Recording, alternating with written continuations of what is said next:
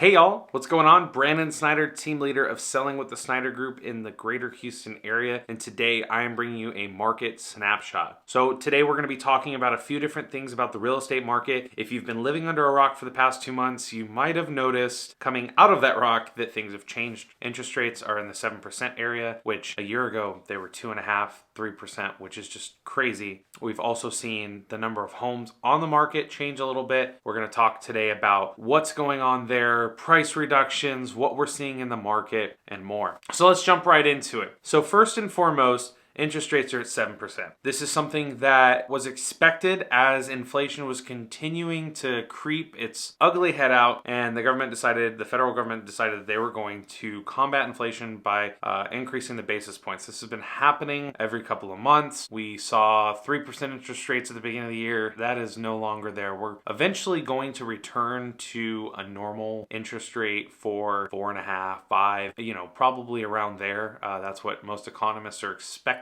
this next year, but we won't be seeing anything like that in the next couple of months. So let's talk real quick about how we can combat that. So our team, as aggressive as we were in the past 2 years when there were 20 offers on the table, now we actually get to be more aggressive when it comes to writing offers. Asking for closing costs is one of the best ways that we can combat these rising interest rates. The past 2 years, we were not able to ask for a lot of closing cost help unless the house had been on the market for an obscene amount of days. And so now we're actually going to the seller with a contract and saying, hey, we will buy your house at your asking price. We know it's going to appraise at that price if you provide X amount of closing costs for our buyer to buy their rate down. With good credit, we can buy a rate down for 1% of the purchase price, and that goes towards your closing costs, so you end up paying that at closing. But now we're asking for it at the beginning, getting it right out of the gate. And that still leaves us room to get repairs requested and get other things done throughout the process, whereas the past couple of years, we weren't actually able to do that. So we're combating rising inflation and rising rates with buyer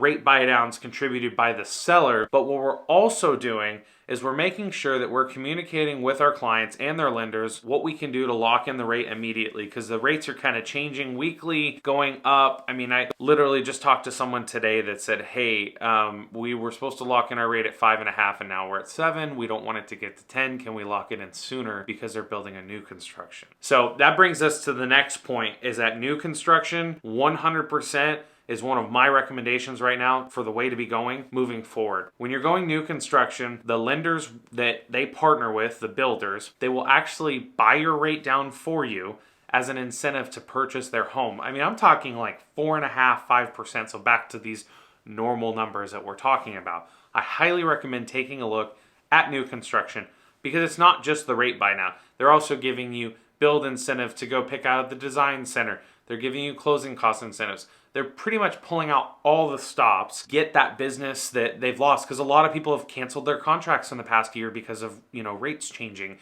Even in the past 3 months, we've seen some of the highest withdrawn rates out of people under contract on new construction pulling out. So new builds are definitely throwing everything at the wall, hoping it sticks. And I honestly believe it's a true benefit for home buyers right now. Go get it at the price you want. You're not overpaying for it. Go get all those closing cost incentives and buy that rate down. Those are a couple of things that we're doing to combat interest rates, inflation, things like that, how we're educating our clients. But let's talk about a market snapshot for the greater Houston area. So most recently, there was a lot of fear that came out about, oh my gosh, the price reductions are coming, the foreclosures are coming. So let's get real about the numbers that we pretty much pay attention to every week. Our team is looking at this. We send it out to our newsletter. If you want to be a part of our weekly newsletter, feel free to shoot us your email and we'd be happy to get you on that email list. So price reductions are actually down about 6%. So that means that people are starting to price their homes adapting to the market that allows us to get it under contract instead of overpricing, then reducing, and then reducing again, because the pie in the sky numbers are gone.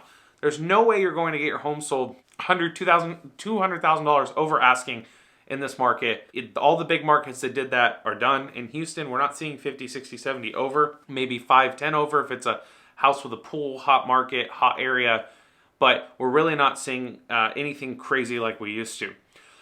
New listings, we are actually down 2%. So what this means, and this is just from last week, this means that we are not putting as much inventory on the market. So the whole reason we got into this pinch in the first place is because we ran out of inventory. Since 2008, people were buying homes and weren't building them as fast.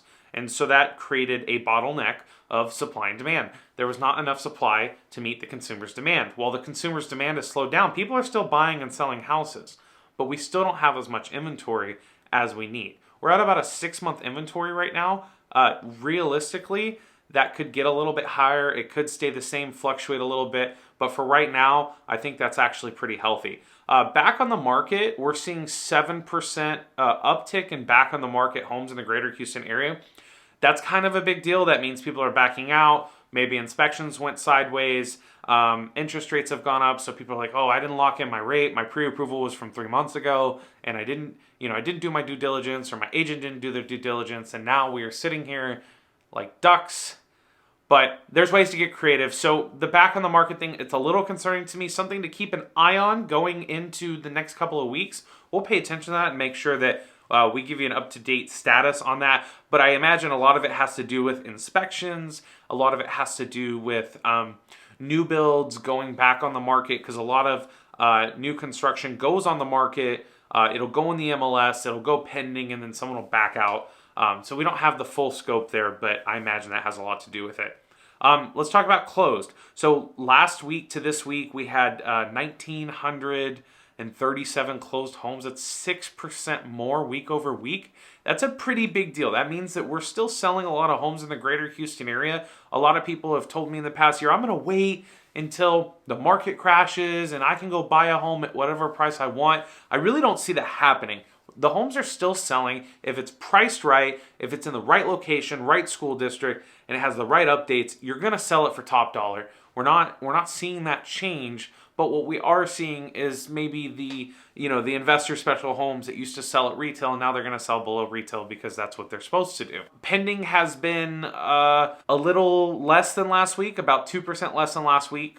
Pending homes in the greater Houston area, just people didn't go under contract a lot last week, going into, from active to pending. So something to keep an eye on there. I'm not super concerned about it. Like I said, there's still less homes on the market going on the market. So that means we still have less inventory on the market in general. All of this is relative to your market. So if you're watching this and you're not in the greater Houston area and you are in Denver and you're like, well, homes aren't selling at all here. It's going to be a market by market scenario. You have to look at California and New York and Oregon and these markets that might not relate to Houston. So for Houston, homes are still selling. Homes are still selling pretty fast. I mean, we had one of our agents, I think $15,000 over asking offer on a house that they loved in the Katy area, Katy, Texas. It's like the third fastest moving city in the country. It's still busy, right? So people are still going out and wanting to buy these homes, and it hasn't really changed that much. Now, when we're talking about, potentially Airbnbs and things like that, with rental interest rates going higher, like that's going to be less of a competitive market. We've seen a couple of our investment properties that we had listed, it wasn't as busy because interest rates for investment properties at the beginning of the year were like 5-6% as opposed to, the 3.5-4% that we were seeing in the residential. And then it shot way up. Always check with your lender about interest rates for investment properties. They vary. If you'd like to know more about interest rates, depending on the property you're looking at, we'd be happy to get you in contact with one of our lenders. But just something to pay attention to.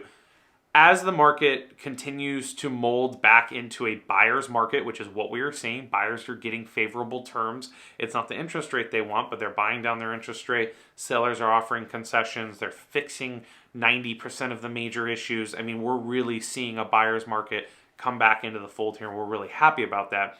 Just kind of pay attention to the inventory. If the inventory starts shooting up a lot and we have a ton of inventory on the market, then I'd have a concern for a further housing recession. But right now it looks like the economic recession that we're in is actually just affecting, stocks and kind of the major things outside of real estate. Real estate is still one of the driving forces of this economy right now.